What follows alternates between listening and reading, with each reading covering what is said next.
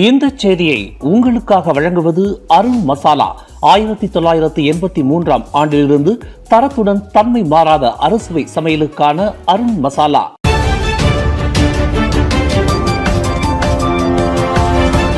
வணக்கம். திசைகளின் ஒரு மணி செய்திகள். ஜாலான் மஸ்ஜித் இந்தியா நிலக்குழி விபத்து. விஜயலட்சுமியின் குடும்பத்தினர் 8,24,000 ரிங்கிட் இழப்பீடு கோருகின்றனர். கடந்த 2024 ஆண்டு கோலாலம்பூர் ஜாலான் மஸ்ஜித் இந்தியாவில் ஏற்பட்ட நிலக்குழி விபத்தில் சிக்கி மாயமான இந்திய சுற்றுலா பயணி விஜயலட்சுமியின் குடும்பத்தினர் 8,24,000 ரிங்கிட் இழப்பீடு கோரியுள்ளனர். கடந்த 2023 ஆண்டு மரம் ஒன்று விழுந்து மகனை இழந்த தம்பதியருக்கு கோலாலம்பூர் செஷன்ஸ் நீதிமன்றம் வழங்கிய இழப்பீட்டை அடிப்படையாக கொண்டு இந்த தொகை நிர்ணயிக்கப்பட்டதாக விஜயலட்சுமியின் குடும்பத்தின் சார்பில் ஆஜராகியுள்ள வழக்கறிஞர் எம். பார்த்திபன் தெரிவித்துள்ளார். அதேவேளையில் கோலாலம்பூர் மாநகராட்சி மன்றம் மற்றும் கூட்டரசு பிரதேச பிரதமர் துறை அமைச்சர் ஹனாயோ ஆகியோருடன் இழப்பீட்டுத் தொகை குறித்து பேச்சுவார்த்தை நடத்தி வருவதாகவும் பார்த்திபன் குறிப்பிட்டுள்ளார். கடந்த 3 ஆண்டுகளுக்கு முன்பு மரம் விழுந்து சிறுவன் உயிரிழந்த சம்பவத்தில் பராமரிப்பில் அலட்சியம் இருந்ததாக செஷன்ஸ் நீதிமன்றம் தீர்ப்பளித்தது. அதேபோல் நிலக்குழியில் விஜயலட்சுமி விழுந்த சம்பவத்திலும் அலட்சியம் நடந்துள்ளது என்பதை தாங்களுக்கு நிரூபிக்க முடியும் என்று இன்று நடைபெற்ற செய்தியாளர் சந்திப்பில் எம். பார்த்திபன் தெரிவித்துள்ளார். இச்சந்திப்பில் விஜயலட்சுமியின் மகன் எம். சூர்யாவும் உடனிருந்தார். கடந்த 2024 ஆகஸ்ட் 23ஆம் தேதி கோலாலம்பூரின் பரபரப்பான ஜாலான் மஸ்ஜித் இந்தியா பகுதியில் நடந்து சென்ற போது திடீரென ஏற்பட்ட 8 மீட்டர் ஆழமுள்ள நிலக்குழியில் விழுந்து விஜயலட்சுமி மாயமானார். 9 நாட்களாக தொடர்ந்து தீவிர தேடுதல் மற்றும் மீட்பு பணிகள், நிலத்தடி நீரோட்டம் மற்றும் மீட்பு குழுவினரின் பாதுகாப்பு கருதி செப்டம்பர் 1ஆம் தேதி அதிகாரப்பூர்வமாக நிறுத்தப்பட்டது குறிப்பிடத்தக்கது. நகரி சம்பிலானில் எந்த நேரத்திலும் திடீர் தேர்தல் அறிவிக்கப்படலாம். தயாராக இருக்குமாறு ஆதரவாளர்களுக்கு மந்திரி பசார் அமினுடின் வேண்டுகோள். நகரி சம்பிலான் மாநிலத்தில் நிலவி வரும் அரசியல் நெருக்கடி காரணமாக திடீர் தேர்தல் ஏற்படலாம் என அம்மாநில மந்திரி பசார் டத்தோஸ்ரீ அமினுடின் நேற்றிரவு நடைபெற்ற கூட்டம் ஒன்றில் தெரிவித்துள்ளார். இதனால் தமது ஆதரவாளர்களும் பொதுமக்களும் திடீர் தேர்தலை எதிர்கொள்ள தயாராக இருக்குமாறும் அவர் வலியுறுத்தியுள்ளார். நகரி சம்பிலான் மாநில ஒற்றுமை அரசாங்கத்துடன் தொடர்ந்து ஒத்துழைப்பு வழங்க அம்னோவும் பக்கத்தான் ஹரப்பானும் முடிவெடுத்தாலும் கூட மந்திரி பசார் அமினுடினுக்கு தங்களது ஆதரவை வழங்கப் போவதில்லை என்பதில் 14 அம்னோ சட்டமன்ற உறுப்பினர்களும் உறுதியாக இருப்பதாக கூறப்படுகின்றது. இதுகுறித்து நகரி சம்பிலான் அம்னோ செயலாளர் டத்தோ முஸ்தபா நாகூர் வெளியிட்ட சமீபத்திய அறிக்கையில் மாநில ஒற்றுமை அரசாங்கத்துடன் தொடர்ந்து இணைந்து செயல்பட வேண்டும் என்ற கட்சி தலைமைத்துவத்தின் முடிவை மதிப்பதாக தெரிவித்துள்ளார். அதேவேளையில் மாநில சமஸ்தானபதி துவான்கு மூரிஸ் துவான்கு முனாவிரை பதவியில் இருந்து நீக்க முயன்ற மாநில தலைவர்களின் விவகாரத்தை கையாண்ட விதத்தில் அமினுடின் ஹருன் மீது இழந்த நம்பிக்கையை மீண்டும் திரும்பப் பெற முடியாது என்றும் குறிப்பிட்டுள்ளார். முன்னதாக கடந்த செவ்வாய்க்கிழமை பிரதமரும் பக்கத்தான் ஹரப்பான் தலைவருமான டத்தோஸ்ரீ அன்வார் இப்ராஹிம் மற்றும் அம்னோ தலைவரும் துணை பிரதமருமான டத்தோஸ்ரீ ஹமட் ஜைட் ஹமிடி ஆகியோர் இணைந்து தலைமை தாங்கிய ஆலோசனை கூட்டமானது புத்ராஜயாவில் நடைபெற்றது. அக்கூட்டத்தில் மாநிலத்தின் நிலைத்தன்மை மற்றும் மக்களின் நலன் ஆகியவற்றை கருத்தில் கொண்டு ஒற்றுமை அரசாங்கத்தில் தங்களது ஒத்துழைப்பை தொடர்ந்து பேணி காக்க அம்னோ மற்றும் பக்கத்தான் ஹரப்பான் ஆகிய கட்சிகள் ஒப்புக்கொண்டதாக அறிவிக்கப்பட்டது குறிப்பிடத்தக்கது.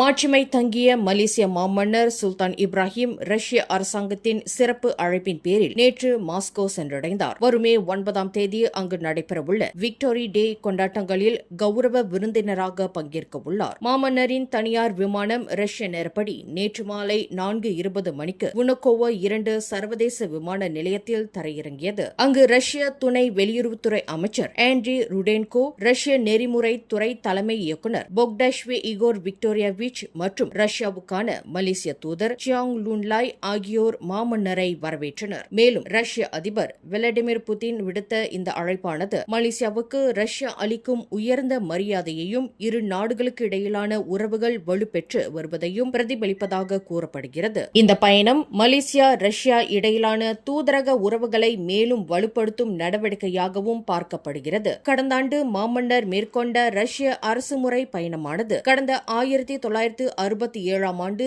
இரு நாடுகளுக்கு இடையிலான தூதரக உறவுகள் தொடங்கியதிலிருந்து ரஷ்யாவுக்கு சென்ற முதல் மலேசிய தலைவர் என்ற வரலாற்று பயணமாக அமைந்தது. இந்நிலையில் வரும் மே 9 அனுசரிக்கப்படும் விக்டரி டே ஆனது இரண்டாம் உலகப் போரில் ரஷ்யா பெற்ற வெற்றியை நினைவுகூரும் முக்கிய நாளாக கடைபிடிக்கப்படுகிறது. இவ்வாண்டு நடைபெறும் விழாக்களில் சுல்தான் இப்ராஹிமின் பங்கேற்பு முக்கிய அம்சங்களில் ஒன்றாக இருக்கும் என எதிர்பார்க்கப்படுகிறது.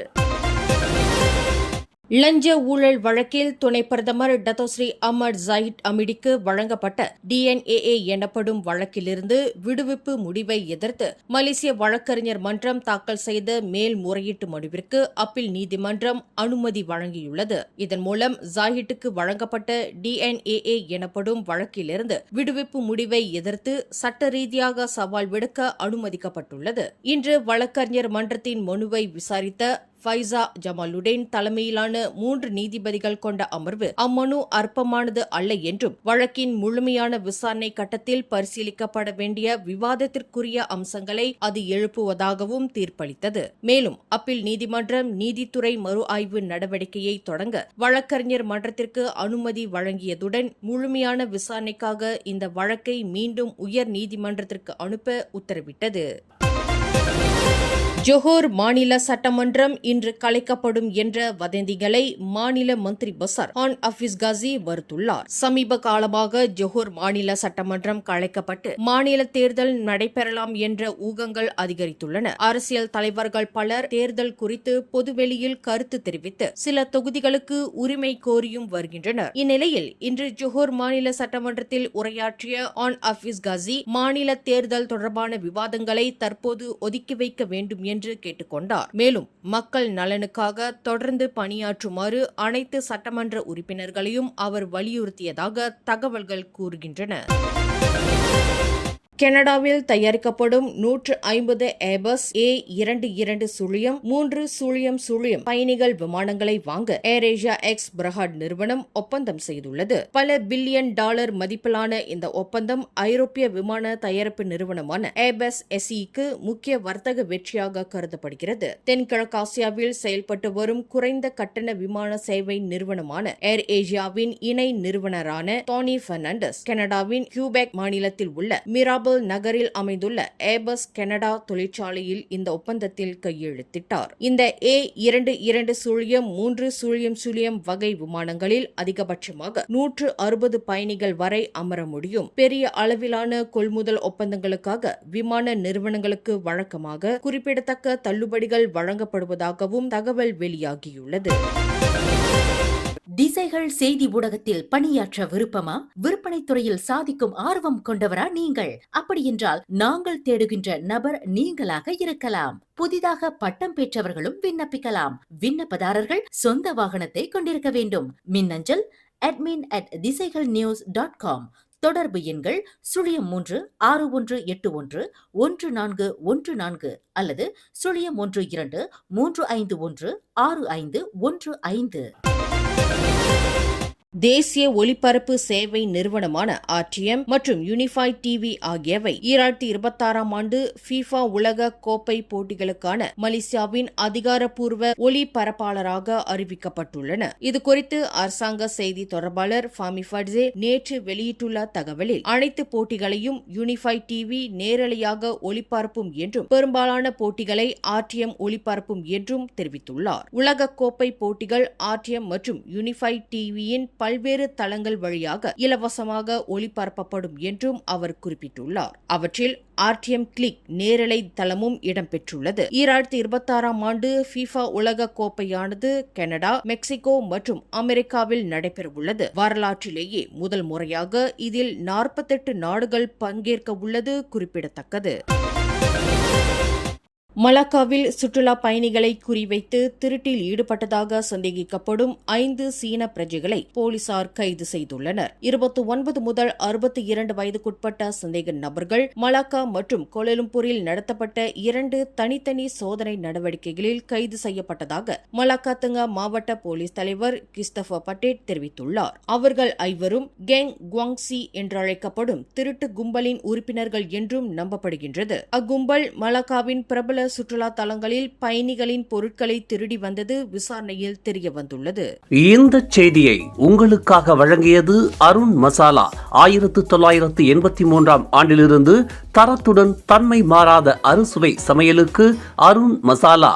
மேலும் செய்திகளை தெரிந்து கொள்ள கீழே இருக்கும் பெல் பட்டனை அழுத்துங்கள். உங்கள் மகிழ்ச்சியை வெளிப்படுத்த லைக் மற்றும் ஷேர் செய்யுங்கள். தொடர்ந்து திசைகளோடு இணைந்திருக்க சப்ஸ்கிரைப் செய்யுங்கள்.